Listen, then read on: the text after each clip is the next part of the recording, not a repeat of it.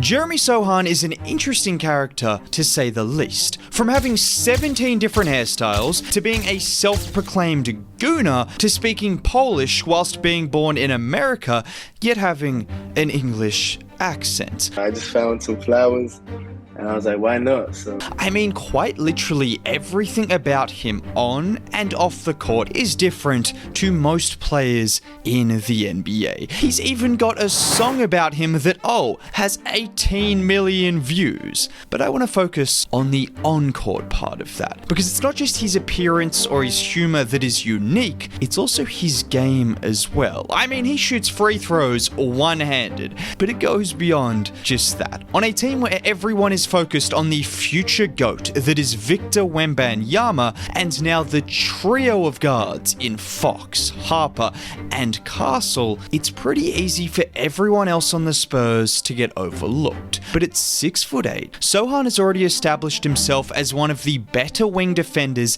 in the league, with the strength to guard forwards and occasionally bigs closer to the basket, but also the lateral quickness and the willingness to get in a stance against guards and shiftier players on the perimeter, which isn't exactly a surprise given his reputation in college was defense, but I don't think Sochan has quite gotten the credit he's deserved for how good he's been on that end of the floor the last couple of years. Just look at him here with the scores level and him isolated against Anthony Edwards. He uses his body to stay attached to Ant, helping force the initial miss, but even better, when Ant gets the offensive board, Sochan is there to block his second attempt as well. Or how about here where he rushes back in transition to pick up Sasa? He gets crossed twice as he's off balance, but look at the recovery to then come from behind and swat the shot off the backboard. Or if you want to see real versatility, how about here where he is fighting with Zubats on the post-up? Zoo gets the ball, he spins off Sochan, and at this point, you'd think Sochan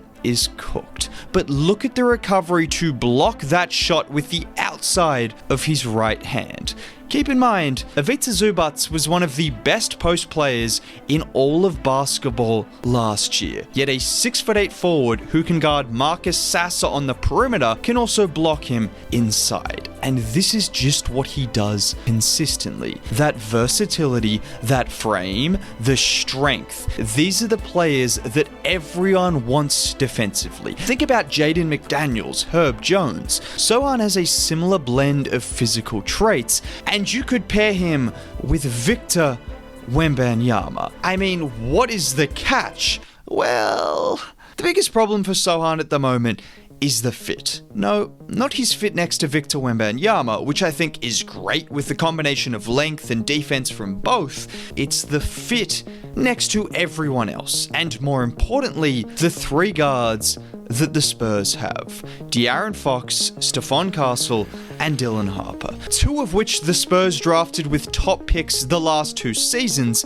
meaning those two are higher in the priority than Sochan and than De'Aaron Fox, who also is. And if the priority is to give those guys the best chance at developing and succeeding on the Spurs, Sochan might be the odd man out. Because in case you haven't been paying attention, the Spurs have a bit of a shooting problem, and when you are looking to maximize guys like Castle and Harper and Fox as well, who do their best work in the paint, having a non-shooter in Jeremy Sochan might not be the best, and conversely, Sochan might not exactly be able to thrive as much in a situation where he can't attack the rim. Because while Sochan isn't exactly an offensive superstar, those physical traits you see from him on defense do translate to aspects of his offensive game as well. Like here where Collins gets the ball at the elbow, he hands it off to Sochan, and watch here as Jeremy drives downhill, and it's that ability to put his shoulder into the chest of Randall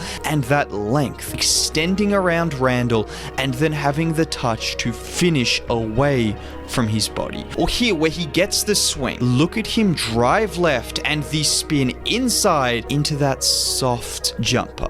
Or how about here, this time getting full court pressed by Jeremy Grant. And it just doesn't matter as Sochan keeps him on his hip the entire way, and just a few little hesitations to freeze Grant before blowing past Simmons and throwing it down, showing that combination of strength and ball handling that he has at 6'8". And these traits really came to the fore this year, with him improving his numbers and his efficiency in particular, shooting nearly 10% higher from the field this year compared to last year. And most of that was in part to an increase in scoring at the rim, both efficiency-wise and volume-wise. And this was a step in the right direction, clearly, taking advantage of those physical gifts he has, taking advantage of that skill set he has. Now, in saying this, I did mention Jeremy Sochan is not an offensive superstar.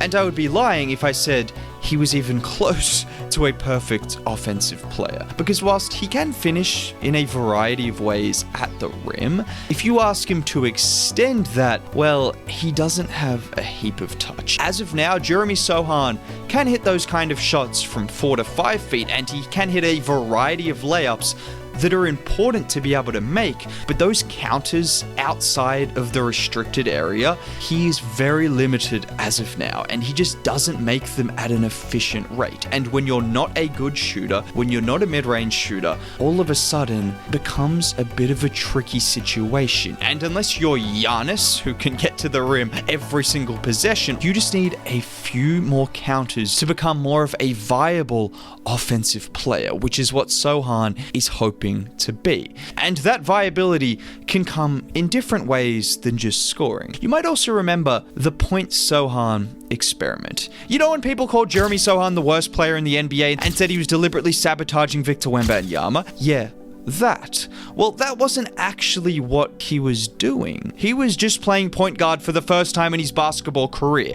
Ever. Not as a child, not in high school, for the first time ever. And whilst we figured out that wasn't quite the move for him, there's a reason Greg Popovich tried it. The vision is there. Just like here, where Barnes swings it to him in the corner. Sochan freezes him off the dribble, and then they step inside to draw AJ Green before finding Keldon spotting up in the corner. You've also seen him run some inverted pick and rolls with Wemby. The playmaking traits are there, and all of a sudden, when he is a forward and not required to actually be the point guard of his team, those playmaking traits go from a weakness as a point guard to a strength as a forward. And the strengths he has as a playmaker and as a finisher at the rim, it gives you enough confidence that if he can fill out the rest of his offensive game, even just in the form of a floater and a more consistent hook shot, then I think with his defensive ability, he can become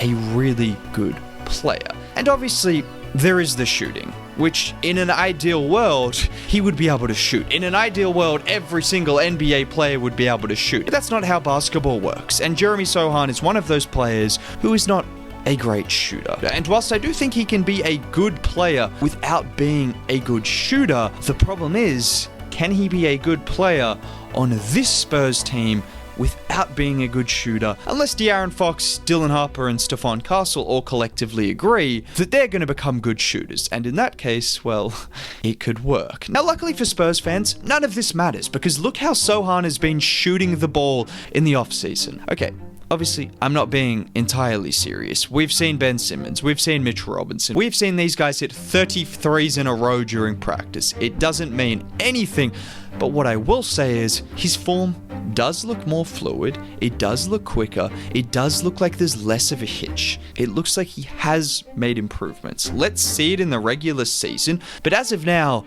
I think Jeremy Sochan is an incredibly interesting player that if he can make it work on this Spurs team next to Victor Wembanyama, they could be an absolutely monstrous defensive duo and hopefully a good enough offensive duo to make it worth it.